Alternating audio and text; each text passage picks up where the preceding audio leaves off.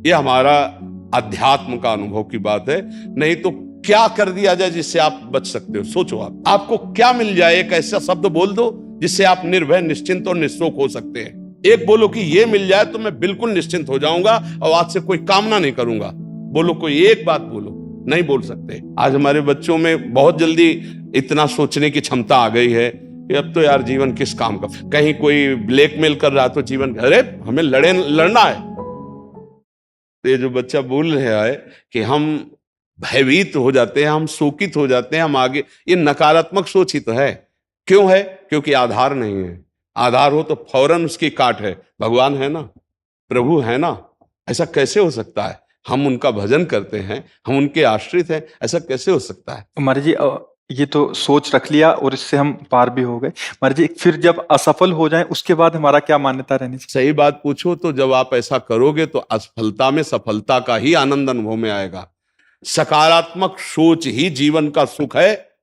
नहीं तो दुख और सुख और जय और पराजय ये टिकाऊ नहीं है। जैसे दिन टिकाऊ नहीं है, ऐसे रात टिकाऊ नहीं, ऐसे सुख टिकाऊ नहीं है, ऐसे दुख टिकाऊ नहीं। कोई सदैव विजयी नहीं रहता, कोई सदैव हारता नहीं, कोई सदैव सुखी नहीं रहता, कोई सदैव दुखी नहीं रहता।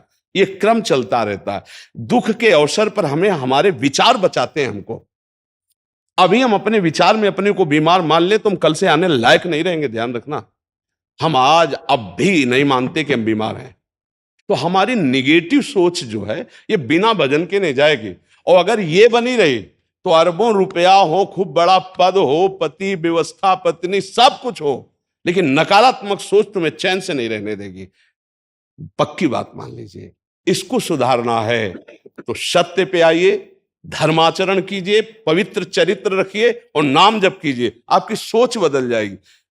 देखो, आपकी सोच अच्छी है तो आप थोड़ा कम पैसे वाले भी हैं ना, गरीब भी हैं, तो मस्त रहेंगे। सोच सही नहीं है तो चाहे आपके पास अरबों रुपया हो, आपका जीवन नरक जैसा रहेगा। क्योंकि आपकी सोच अशांति, कलह, नाना प्रकार की वासनाओं में, खेल में फंसाकर आपको नष्ट कर देगी। तो हमें लगता है कि बिना अध्यात्म के चिंता, भय, शोक इसका दूर होना बहुत कठिन है। नाम जप करो, चरित्र पावन रखो। आज प्रायः चरित्र को हम नहीं सुरक्षित रख रहे। ये समझ लीजिए कि चरित्रवान के पास ऐश्वर्य चरण चूमता है। चरित्रहीन चाहे आप जितना धन एकत्रित कर ले, शांति और सुख का अनुभव नहीं कर सकते। अब ये बात शास्त्र की और संतों की मानना स्वीकार करो तो अभी आनंद की अनुभूति हो जाए। हमारा चरित्र देखो, हम राम चरित्र गाते हैं। राम जी रघुवंश में प्रकट हुए और रावण उत्तम कुल पुलस्त करनाती, ब्राह्मणत्व उत्तम कुल पुलस्त करनाती, लेकिन चरित्रहीन हो गया तो राक्षस कहा गया। समझ रहे? चरित्र गाते हम, राम चरित्र गाते हैं। मां केवल अंतर है नहीं, वही बड़ी रा उसमें भी लगी हुई है। रा वह रा मां, वही भगवद अंश है, जय विजय और कोई दूसरा नहीं है। ये लीला करके दिखाया कि एक चरित्रहीन हो गया तो राक्षस है, और चरित्रवान तो वही भगवान। सब में भगवान है, वही अब लीला कर रहे हैं। देखो, हम अपने चरित्र को पावन रखें, हम धर्म से चले, नाम जप करें तो आप कहीं भी आपके अंदर नकारात्मक भाव आपको परास्त नहीं कर सकता। ये हमारा अध्यात्म का अनुभव की बात है। नहीं तो क्या कर दिया जाए जिससे आप बच सकते हो? सोचो, आपको क्या मिल जाए? एक ऐसा शब्द बोल दो जिससे आप निर्भय, निश्चिंत और निःशोक हो सकते हैं। एक बोलो कि ये मिल जाए तो मैं बिल्कुल निश्चिंत हो जाऊंगा और आज से कोई कामना नहीं करूंगा। बोलो, कोई एक बात बोलो। नहीं बोल सकते, क्योंकि एक के साथ हजारों बातें लगी हुई हैं। एक केवल वो है कि परमात्मा मिल जाए तो फिर सब पूर्ण हो जाए। जिसके पाने के बाद कुछ पाना बाकी नहीं रहता, जिसके जानने के बाद कुछ जानना बाकी नहीं रहता, और जिसको अनुभव करने के बाद कोई भय नहीं रहता। 5 वर्ष के प्रहलाद जी हैं, त्रिभुवनपति हिरण्यकश्यप है, सकारात्मक सोच है, मेरा हरि मेरी रक्षा कर रहा है, बाल बांका भी नहीं कर पाया, नहीं कर पाया। हाँ, अगर हमारी कभी पराजय होती तो उस समय भगवान इतना बल देते हैं, इतना सुख देते हैं कि वो पराजय क्षण में नष्ट हो जाती है, हमें शोक नहीं होता। देखो, बड़े बड़े भक्तों को पराजय का मुख देखना पड़ा। धर्मराज युधिष्ठिर अभिषेक हुआ, इंद्रप्रस्थ के सिंहासन पर चक्रवर्ती सम्राट पद पर बैठे, कपटियों ने कपट करके परास्त किया। 12 वर्ष का वनवास, 1 वर्ष का अज्ञातवास, परिणाम भारी कष्ट सहा। ऐसे महारथियों को छुप के रहना पड़ा, लेकिन परिणाम फाइनल पे आइए तो चक्रवर्ती सिंहासन पर महाराज युधिष्ठिर ही बैठे, उनके कुल में कोई नहीं रह गया, सब विनाश को प्राप्त हो गए। तो हमें लगता है धर्माचरण, भगवद आश्रय, पराजय कभी होती भी है तो वो विजय की ही आशा पुष्ट करती है, और भगवान इतना बल देते हैं कि पराजय उसे दुख नहीं दे पाती है। तो इसलिए हमें नाम जप करना चाहिए, भगवद आश्रित होकर के अध्यात्म को समझना चाहिए।